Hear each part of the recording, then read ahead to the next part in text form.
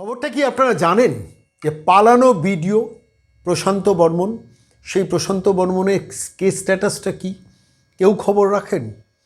যে প্রশান্ত বর্মনের বিরুদ্ধে সল্টলেকের দত্তাবাদে স্বর্ণ ব্যবসায়ী স্বপন কামিল্লাকে খুনের অভিযোগ উঠল এবং সেই খুনের আপাত দৃষ্টিতে সমস্ত নথি ডকুমেন্ট বিধাননগর পুলিশের কাছে থাকলো এবং তারপর সেটাকে বিধাননগর গোয়েন্দাদের হাতে দেওয়া হলো। সেই গোয়েন্দারা গেলেন উত্তরবঙ্গে, সেখানে তৃণমূল কংগ্রেস নেতা সজল সরকার, এই সজল সরকারের গাড়ি ড্রাইভার এবং একজন কন্ট্রাক্টর, সেই কন্ট্রাক্টরের গাড়ি ড্রাইভার চারজনকে বিধাননগর গোয়েন্দারা গ্রেফতার করলেন, কলকাতায় নিয়ে এলেন এবং তারপর প্রশান্ত বর্মনকে তারা ছুলেন না, বিডিও অফিস করলেন। সেই প্রশান্ত বর্মন আগাম জামিনের জন্য বারাসাত কোর্টে আবেদন করলেন এবং সেই বারাসাত কোর্টে আগাম জামিনের ভিত্তিতে শেষ পর্যন্ত চিফ জুডিশিয়াল ম্যাজিস্ট্রেট এই প্রশান্ত বর্মনকে জামিন পর্যন্ত দিয়ে দিলেন।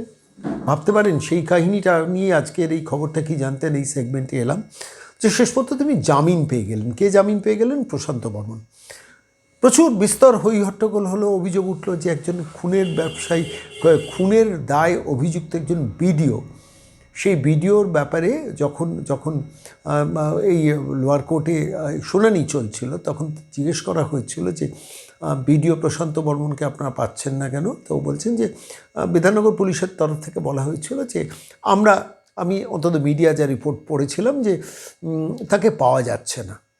অথচ প্রশান্ত বর্মনের যারা আইনজীবী তারা বলছেন স্যার তো অফিস করছেন, তিনি বিডিওর অফিস করছেন, মিডিয়া সেটা দেখাচ্ছে। বিধাননগর পুলিশ নাকি তাকে খুঁজে পাচ্ছে না, সেই জন্য গ্রেফতার করেননি। শেষ পর্যন্ত অবশ্যই এটা নিয়ে বিস্তর হইচই হওয়ার পর তারপর বারাসাত আদালত থেকে তিনি জামিন পেলেন প্রশান্ত বর্মন। তিনি আবার বিধাননগর কোর্টে এসে সারেন্ডার করলেন। সেই দৃশ্য আমরা ক্যামেরাবন্দি দেখলাম, ভিডিও দেখলাম। তারপর বিধাননগরের পক্ষ থেকে, বিধাননগর মানে গোয়েন্দাদের তরফ থেকে হাইকোর্টে গিয়ে একটা লোক দেখানো আবেদন করা হলো। আচ্ছা, এই গোয়েন্দারা গিয়েছিলেন উত্তরবঙ্গে সেখান থেকে সজল সরকারের টিমকে গ্রেফতার করলেন, মানে এই প্রশান্ত বর্মনের যারা অ্যাসোসিয়েটস তাদের গ্রেফতার করলেন।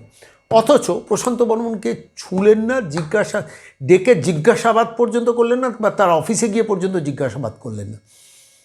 শেষ পর্যন্ত প্রশান্ত বর্মন জামিন নিয়ে নিলেন। এই জামিনের পর যখন প্রচুর মিডিয়াতে লেখালেখি হলো তখন ওই বিধাননগর গোয়েন্দা দপ্তরের তরফ থেকে সম্ভবত কলকাতা হাইকোর্টে গিয়ে বলা হলো যে জামিনটাকে বাতিল করা হোক। কলকাতা হাইকোর্ট সঙ্গে সঙ্গে এটা কেসটা শুনলেন, সম্ভবত মহামান্য বিচারপতি তীর্থঙ্কর ঘোষ শুনলেন। শুনে বারাসাত সিজিএম যে পুরো ব্যাপারটায় কেন কী কারণে জামিন দিলেন সেটা নিয়ে তাদের ক্ষোভও প্রকাশ করলেন এবং তারপর কেস ডায়েরি হাতের সামনে ছিল, সেটা কেন সিজিএম দেখেননি মহামান্য বিচারপতি সেটা প্রশ্ন করলেন কলকাতা হাইকোর্টে। এবং তারপর 72 ঘন্টার মধ্যে এই প্রশান্ত বর্মনকে সারেন্ডার করার কথা বলা হলো। অর্থাৎ কলকাতা হাইকোর্ট নির্দেশ দিল যে রাজগঞ্জের বিডিও প্রশান্ত বর্মন তাকে 72 ঘন্টার মধ্যে সারেন্ডার করতে হবে। এরপর আমরা ভেবেছিলাম যে প্রশান্ত বর্মন সারেন্ডার করবেন, কিন্তু তারপর প্রশান্ত বর্মন অফিস বন্ধ করে তিনি সেই যে হাওয়া হয়ে গেলেন তাঁকে আর পাওয়া গেল না। তিনি কোথায় আছেন? রাজ্যের বাইরে শোনা যায়। হঠাৎ শোনা গেল সুপ্রিম কোর্টে গিয়ে তিনি জামিনের জন্য আবেদন করেছেন। ভাবুন, সুপ্রিম কোর্টে গিয়ে তিনি জামিনের জন্য আবেদন করেছেন প্রশান্ত বর্মন।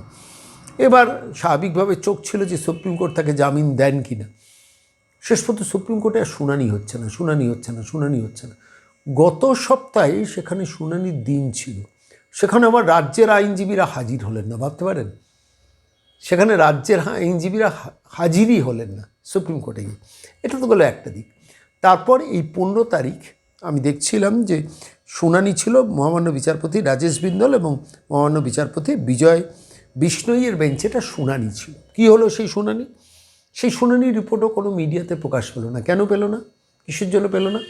শোনা যাচ্ছে নাকি বেঞ্চটা বসেনি সেদিনকে। তার মানে প্রশান্ত বর্মনের জামিন পেন্ডিং, অথচ প্রশান্ত বর্মনের বিরুদ্ধে বিধাননগর গোয়েন্দাদের হাতে যথেষ্ট তথ্য আছে যে স্বপন কামিল্লাকে খুন করার নেপথ্য নায়ক হচ্ছেন এই ভিডিও। সেই ভিডিওকে সাসপেন্ড করা হচ্ছে রাজগঞ্জ থেকে। সেই ভিডিওকে যার বিরুদ্ধে রাজ্য সরকারের পুলিশের হাতে খুনের অভিযোগ রয়েছে এবং খুনের আপাত প্রমাণ রয়েছে, তার সমস্ত ভিডিও ফুটেজ অনেক কিছু উদ্ধার করেছেন মিডিয়াতে জানা গেছে। কিন্তু সেই রাজগঞ্জের ভিডিওকে সাসপেন্ড করা যাচ্ছে না। শোনা যায় এই রাজগঞ্জের ভিডিও সোনা পাচার কাণ্ডের একটা মাস্টার মাইন্ড ছিলেন, শোনা যায়, আমি সত্যি মিথ্যে জানি না। তাহলে এই রাজগঞ্জের ভিডিওর পেছনের শক্তিটাকে এখানে লুকিয়ে রয়েছে আরও একটা বড় কাহিনী, প্রেক্ষাপট। যিনি সোনা সংক্রান্ত অবৈধ লেনদেনের ব্যাপারে যার বিরুদ্ধে অভিযোগ যে সোনা পাচার, সোনা ব্যবসায়ীকে একজনকে খুন করা হয়েছিল, নিয়ে গিয়ে পিটিয়ে মেরে দিয়ে বডি খালে ফেলে দেওয়া হয়েছিল, সেই প্রশান্ত বর্মনকে ছুঁতে পারছে না রাজ্য, ব্রাদার, ছুঁচ্ছে না রাজ্য। ভাবতে পারেন? আমি আমার কথা বলছি না, আমি মিডিয়া থেকে কোট করে আপনাদের বলছি, শেষ পর্যন্ত সেই প্রশান্ত বর্মন, আবার বলছি শেষ পর্যন্ত সেই প্রশান্ত বর্মনের মামলায় রাজ্যের তরফ থেকে জামিন বাতিলের জন্য যে আবেদন করা হয়েছিল, রাজ্যের তরফ থেকে আইনজীবী সেখানে অ্যাপিয়ার করলেন না, ফলে তো মামলাটা উঠল না গত সপ্তাহে। এই সপ্তাহে তার কোনো খবর নেই, শোনা যাচ্ছে বেঞ্চ বসেনি। যদি সেটাও খবর হয় সেটা তো সংবাদপত্রে আসা উচিত। আলটিমেটলি আমি প্রশান্ত বর্মনকে ধরবো না। এই যদি স্ট্যান্ড হয় একটা রাজ্য সরকারের বা বিধাননগরের যারা গোয়েন্দাকর্তা আছেন তাঁদের, বা রাজ্য পুলিশের, রাজীব কুমারের পুলিশের, তাহলে সেটা বলে দিন যে আমরা প্রশান্ত বর্মনকে ধরবো না। এই করতে করতে নির্বাচন এসে যাবে, প্রশান্ত বর্মন নামটাই আমরা ভুলে যাব। ভাবতে পারেন, একজন মানুষকে খুন করার দায়ে অভিযুক্ত একজন বিডিও, তার মামলা সুপ্রিম কোর্ট পর্যন্ত চলে গেল। সেইখানে গিয়ে সুপ্রিম কোর্টে কলকাতা রাজ্য সরকারের আইনজীবীরা অ্যাপিয়ার করছেন না। এখানেই তো লুকিয়ে রয়েছে উত্তর। কোনো সংবাদ মাধ্যম এটা নিয়ে 10 লাইন লিখল, কেন লিখল না, কিসের জন্য লিখল না? কে প্রশান্ত বর্মন? ভিডিও, শুধু ভিডিও, নাকি সোনা বৌমার সঙ্গে সোনার ডিলিংয়েও ইনি যুক্ত ছিলেন বলে, প্রভাবশালী পরিবারের সংযোগ আছে বলে একে বাঁচানোর চেষ্টা হচ্ছে? প্রশ্নটা থাকলো, উত্তর খুঁজছি। খবরটা কি জানতেন সেই সংবাদ নিয়ে প্রতিদিন বিকেলে ফিরে ফিরে আসি, যে সংবাদ নিয়ে তথাকথিত বাংলার মিডিয়া কেউ খবর করে না, আমরা খবর করি বিকেল 4টে প্রতিদিন।